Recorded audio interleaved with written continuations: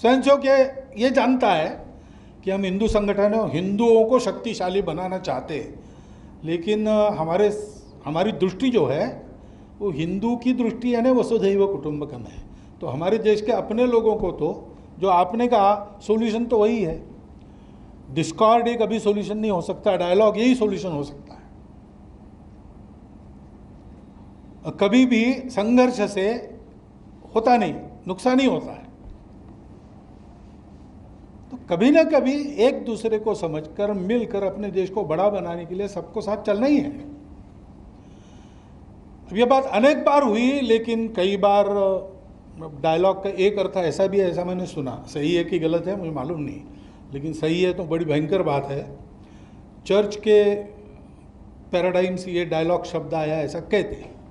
तो उसमें ऐसा है कि लोगों को कन्वर्ट करने के लिए तैयारी करने का समय मिले, इसलिए बातों में उलझा के रखना, ये भी एक अर्थ होता है उसका। ऐसे भी किसी ने उपयोग किया होगा तो पता नहीं मुझे, लेकिन डायलॉग करने के पीछे स्वार्थ नहीं चाहिए। हमको कुछ पाना नहीं है, हमको कुछ पाना नहीं है। ये देश अपना है, ये समाज अपना है, उसके भलाई के लिए ये करना आवश्यक है। कोई माने ना माने, हमको करना है। हमारा क्या होगा हमको परवाह नहीं। हमारा कुछ भी हो जाए, हमारे समाज का तो भला ही होगा। इस ढंग से खड़ा रहना पड़ेगा।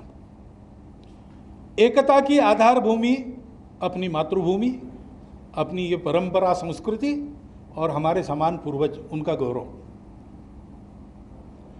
बाकी हमारे यहाँ सब स्वतंत्रता है, कुछ नहीं बदलना पड़ता है। सब मत पंथ हमारे यहाँ, रामकृष्ण परमहंस जैसे संत,